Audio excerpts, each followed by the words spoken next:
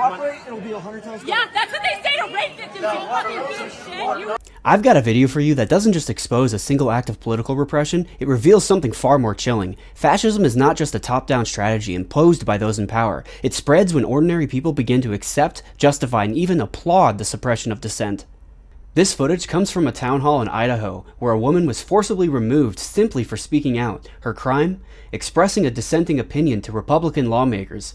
She didn't threaten anyone. She didn't incite violence. She exercised her First Amendment right and for that was seized by unidentified men, thrown to the ground, and dragged out of the room. They say America is the land of the free, where ideas rise and fall on their own merit, where the people, not the powerful, decide the course of their future. But what happens when speaking out, when questioning authority, when daring to challenge those in power, gets you dragged out of a public hall and thrown to the ground? What happens when those sworn to uphold the law stand by as a woman is pinned, humiliated, silenced, not by argument, not by reason, but by brute force? That is exactly what happened at a Kootenai County Republican town hall. A woman named Teresa Borenpol spoke out, and for that she was physically removed by plainclothes security, men with no identification, no badges, no accountability. The sheriff himself stood by as it happened, issuing threats rather than explanations. Get up or be escorted out. And we're just taking care of the rabble-rousers.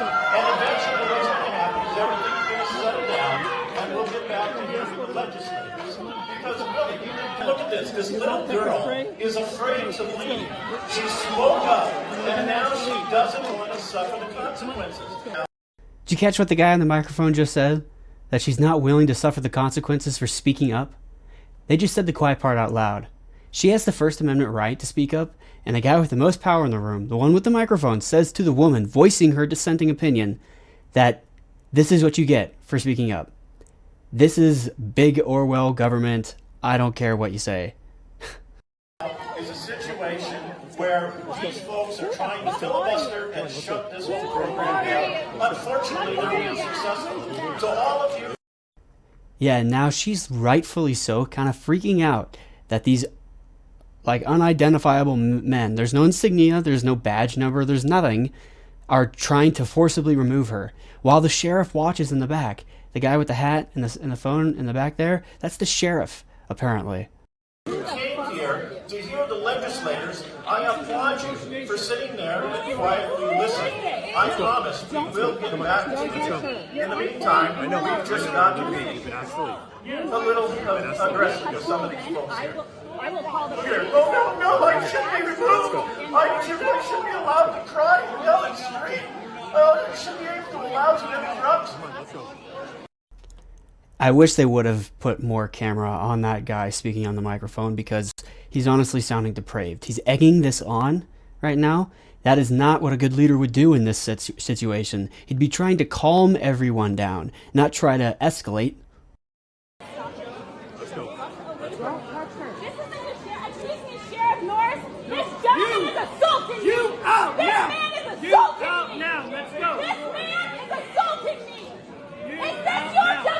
And the sheriff's like, you know what, I'm just going to get louder too, because she's getting louder. And somehow, without providing reason for her forcible removal, it's still okay.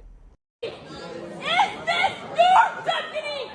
No, don't fucking touch us. He just gave the order. Yep, you're gone. And he didn't even answer. These people are not deputized by the law. They're just hired. She has no idea who they are. She could be getting kidnapped right now for all she knows.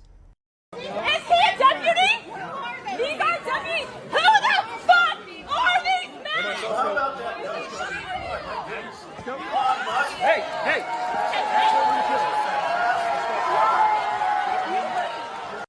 Gosh, and the crowd starts cheering.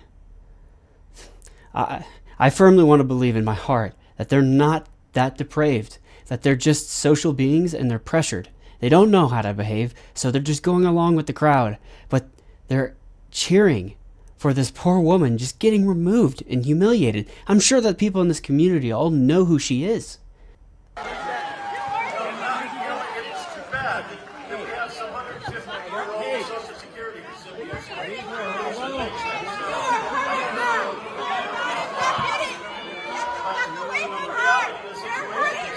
We know that government has been mismanaging money for decades.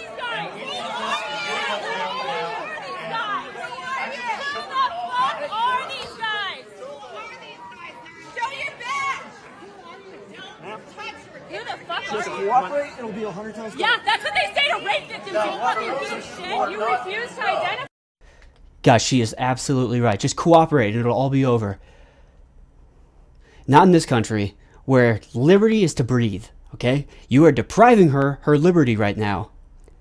Remember during the George Floyd protests, people were saying, I can't breathe? Liberty is to breathe. Yourselves. Who are you? Who are you? To come here today, and I applaud them for doing so. Thank you for coming. But the problem is this. They didn't come here to listen. They came here to interrupt. Isn't that what Elon is exposing in Washington, D.C.? I want you to pay attention, because you might not hear it, but there's going to be a conversation between, I think, a dad and either a son or a daughter. He's going to ask the dad what's happening right now. And I think his response is so telling to where we're at right now as a nation.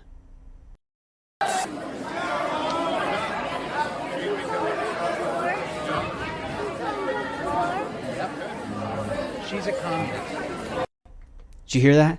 The dad's like, she's a communist. That's why she's being forcibly removed. It's justified because she's a communist. All she was doing was speaking up. And she gets called a communist. This is fascism. Okay, where it's not a slide into it. We are there. We are here now.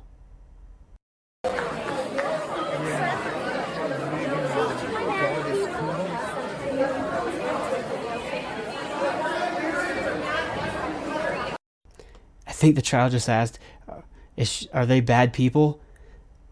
And then I don't think the dad answered because, yeah, you can't answer that. He just called them communists just to kind of shut the kid up. Whether they're bad? No, right now he knows in his heart what's happening is not American.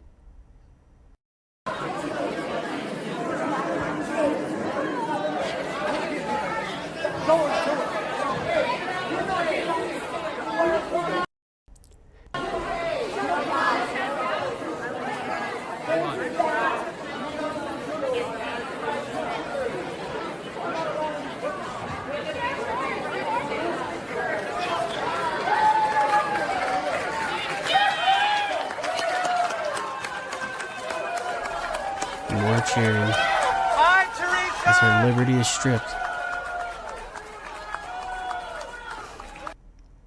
And now, the officials responsible are feigning ignorance. The sheriff claims he had no knowledge of the security team. The town hall organizers say they don't know who hired them, but someone did. Someone decided that Dissent wasn't dangerous enough to be erased. This is not just an isolated incident. It is a glimpse of a broader strategy, one that seeks to intimidate, suppress, and eventually eradicate public opposition altogether. This isn't about one woman, one town hall, or one sheriff. This is about a system that views free speech as a problem to be dealt with, not a right to be protected. We've seen this before. Authoritarian regimes don't begin with mass arrests or violent crackdowns. They begin by making a price of dissent too high to pay.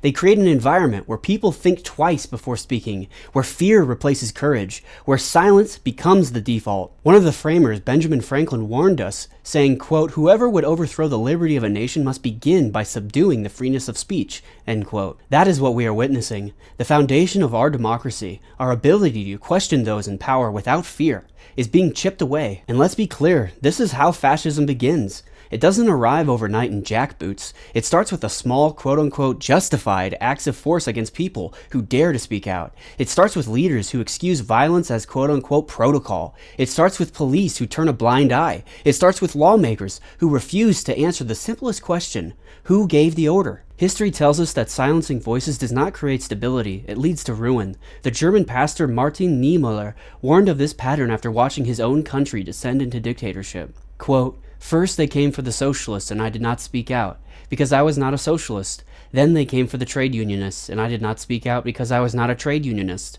Then they came for the Jews and I did not speak out because I was not a Jew. Then they came for me and there was no one left to speak for me." End quote. The people in that town hall who cheered as a woman was dragged away, what will they do when it's their turn? When their voice becomes inconvenient? when their loyalty is no longer enough. The truth is, silence will not save you. Obedience will not protect you. History is full of those who thought that keeping their heads down would spare them until it was too late. America's at a crossroads. We can stand up now while we still can, or we can wait until the only choice left is between submission and rebellion. Because make no mistake, if we do not fight for free speech now, there will come a time when there is nothing left to fight for. The question is not whether this can happen here. It already is. The only question that remains is, what will you do about it? And if you think that ordinary people like you watching this right now, don't have the power to create real change, think again. History isn't shaped only by politicians or rulers. It's shaped by everyday individuals who dare to challenge the status quo. Everyone can be a renegade, who have their own philosophies, who change the course of history.